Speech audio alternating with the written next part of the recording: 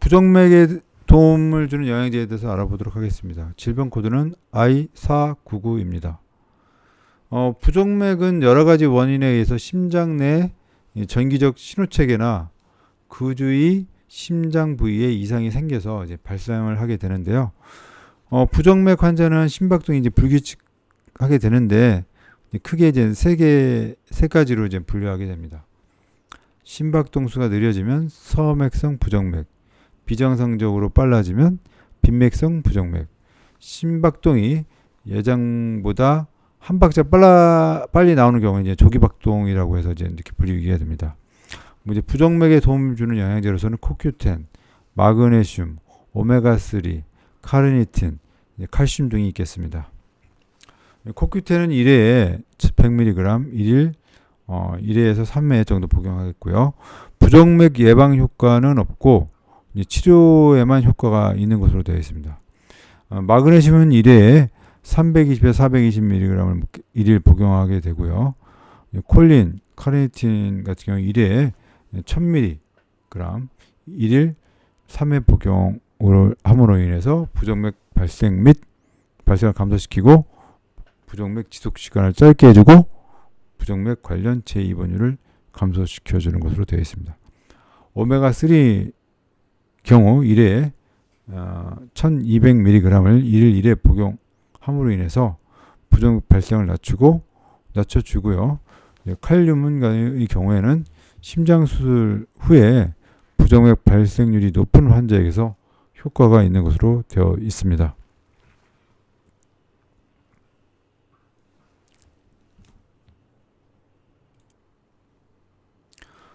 불면증에 도움을 주는 영양제에 대해서 알아보도록 하겠습니다. 질병 코드는 G470, G479입니다. 불면증은 적당한 수면 환경에도 잠을 들기가 어렵거나 잠을 유지하기 어렵고 또한 너무 일찍 일어나게 돼 가지고 이로 인해 이제 주간 일상생활에 이제 지장을 이제 발생을 시키게 되죠. 불면증에 도움이 되는 영양제를 살펴보겠습니다. 트립토판, OHP라고 써 있죠. 마그네슘, 멜라토닌, 발레리안, 비타민 B6, 테아닌 등이 있겠습니다. 트립토판은 빠른 입면, 긴 수면, 깊은 수면에 도움을 주고요. 마그네슘은 수면 시간을 향상시켜 주고요. 멜라토닌, 즉 5에서 한 10ml 정도는 1일 1회 복용하는데요. 입면 시간을 조정해서 수면의 질과 지속 시간을 향상시킵니다. 보험약으로는 서카딘 사방정 2mg이 나와 있고요. 발레리안 1회 3에서 600mg을 취침 30분에서 1시간 전에 복용을 하게 되면 짧은 입면, 긴 수면에 도움이 되고요. 잠에서 깨는 빈도를 감소시켜 줍니다. 비타민 B6, 즉 피리독신은 수면의 질과 지속 시간을 향상시켜 줍니다.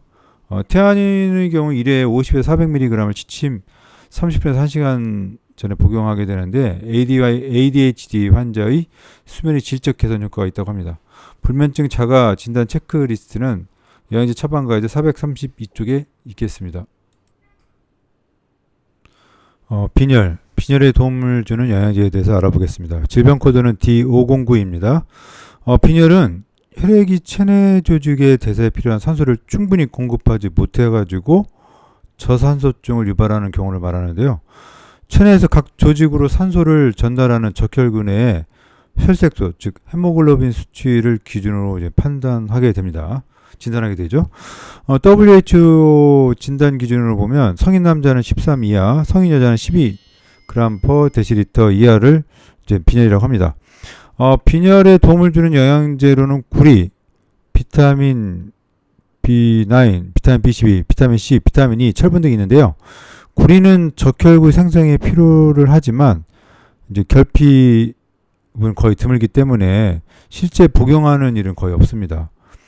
비타민 B9, 즉 엽산은 1회에 5,000 마이크로그램을 1일 1회 복용하고요.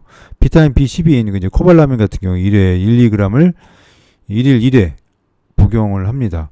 이것이 이제 빈혈 예방과 치료에 효과가 있겠습니다. 비타민 E는 이제 철분의 산화를 방지하고요. 철분 1회에는 이제 60에서 200mg을 1일 1회에서 3회 복용을 하면서 비타민 C와 함께 섭취하면 더욱 흡수에 이제 효과가 있겠습니다. 적정 범위의 이제 철분 섭취는 빈혈의 예방과 치료에 이제 효과적이라 합니다. 그리고 설사. 설사에 도움되는 영양제를 살펴보겠습니다. 질병 코드는 K529, K589, K581, K591입니다. 설사는 변이 이제 무르거나 물기가 많은 상태로 배설되는 걸 말하는 건데요. 이 배변의 횟수가 하루에 이제 3회 이상이거나 대변의 무게가 200g 이상인 경우를 이제 말합니다. 이러한 설사는 세균이나 박테리아에 의한 급성 염증과 만성적인 염증성 장질환, 항암 치료, 방사선 치료 후 그리고 유당불내증이라든가 기타 요인에 의해서 이제 발생할 수가 있겠습니다. 참고로 이제 기능성 설사는 특별한 이제 다른 이유 없이 최소 이제 3개월 이상의 설사가 지속되는 것으로 과민성 대장 증후군이 기능성 설사의 대표적인 예로 보시면 될 것 같습니다. 설사에 도움이 되는 영양제로서는 프로바이오틱스, 글루타민 등이 있고요. 프로바이오틱스의 경우에는 항생제에 의한 설사 예방과 치료에 효과가 있고요. 유아의 장면역과 면역 기능 유지에 효과적입니다. 글루타민 보충은 장내 점막 치료 효과 및 일반 세포 면역 기능 향상에도 도움을 주는 것으로 알려져 있습니다.